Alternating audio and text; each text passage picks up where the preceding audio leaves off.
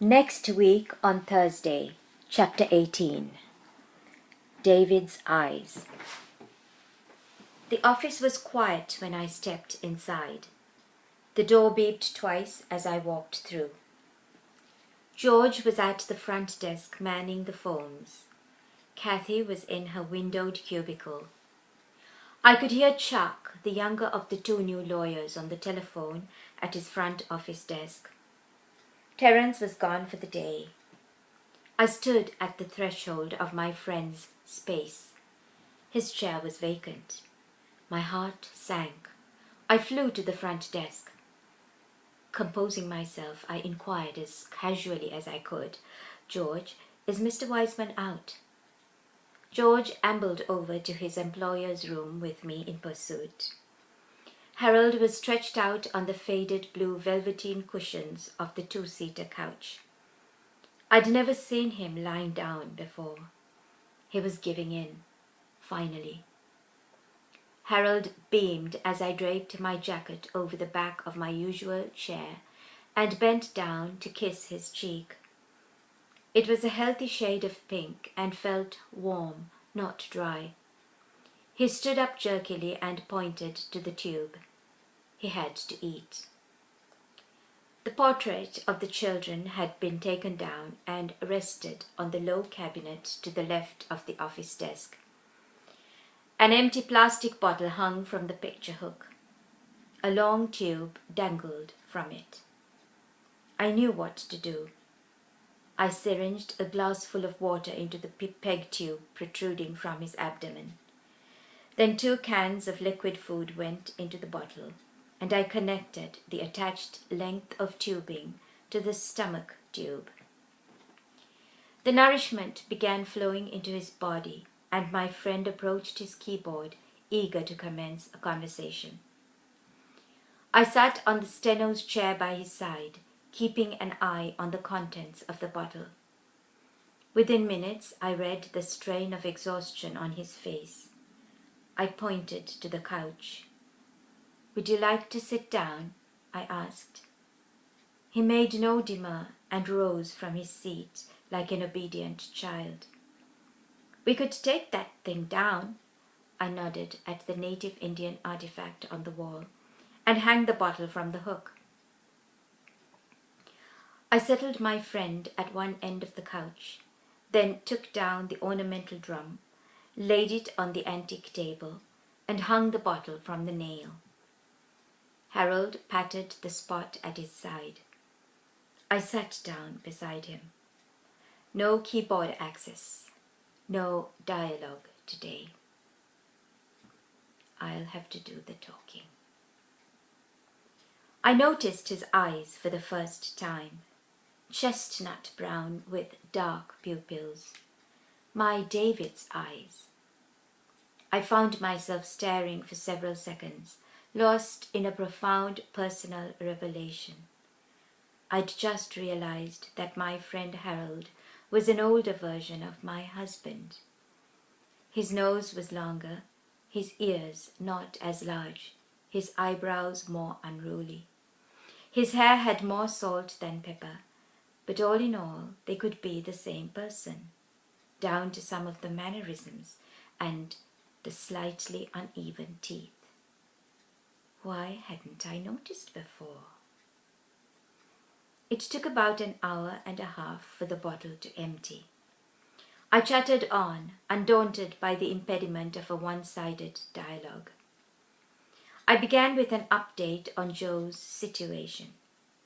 I shared my recent discovery that my friend Deborah went to high school with his older daughter. I had to tell about the acquisition of a new and very large friend at the gym. There was a lot to talk about. I paused to ask, "Am I tiring you out?" Harold smiled, and his eyes came alive. They danced with amusement and volumes of unsaid words. His head shook a vehement denial. "A penny for your thoughts," I said teasingly. He shrugged and rolled his eyes. I came to the end of my bulletin and fell silent. Harold closed his eyes, and I sat looking at him. All that remained in the ghost of the man I once knew were the eyes. His wrists were almost as thin as mine.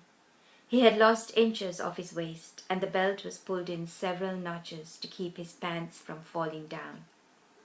His cheekbones were severely pronounced. His joints protruded at awkward angles. He probably weighed less than he did as a boy. I was caught unawares when, like lightning, Harold picked up a fraying blue cushion and placed it in my lap. With inexplicable dexterity, he flipped himself onto his right side and laid his head on it. He crossed his arms over his chest and lay supine. He shut his eyes once more, and an expression of deep contentment and rest settled on his countenance. I'd seen this look on the face of a child on the first day of kindergarten. I'd hold him in my lap and soothe him till he stopped crying for his mummy. But I was not Harold's teacher, and he was not a child. Life is never that simple. I cast an anxious eye at the door. Gloria. Please, I whispered. I really don't mind, but this is an office, you know. Your office. With a sigh of resignation, he raised himself and sat slumped at my side. His eyes remained closed. He sagged like an ancient rag doll. Sorrow gripped my bowels like acid and tore at my heart. I reached out and stroked his head with my fingertips.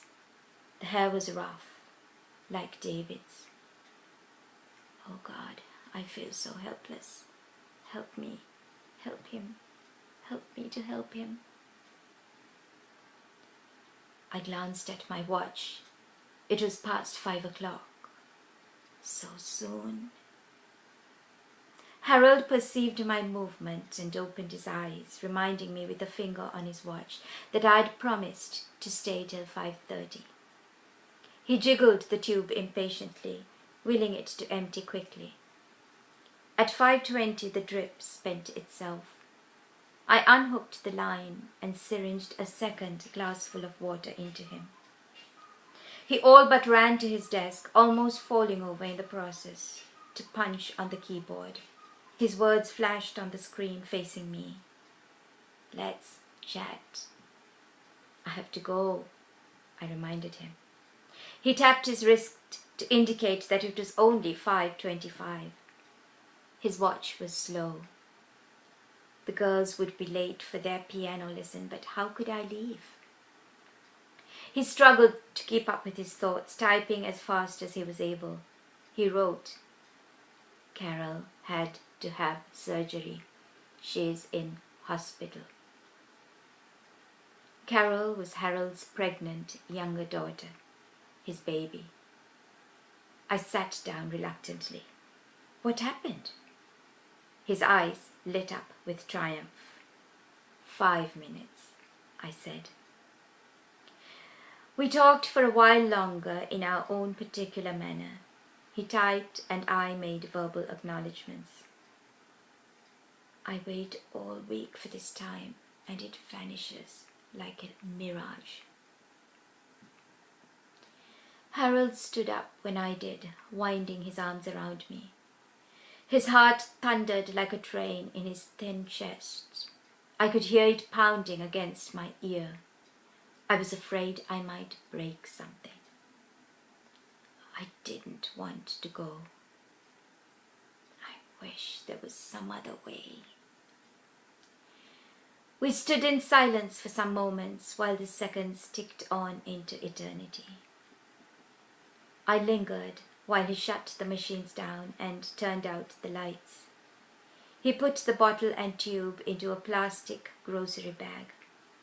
I carried the bag for him, and together we walked out of the building. I put my hand beneath his elbow when he faltered. We descended the short flight of steps. He opened the passenger side door of the silver Acura. I placed the bag on the seat and waved goodbye. Drive with caution, my friend. I had jabbered my head off today, but the visit hadn't been the same. I couldn't imagine what it must be like for an eloquent man to be imprisoned in a cage of muteness. I stepped into my vehicle and turned the key in the ignition. The engine roared to life. Another long week until Thursday. To be continued.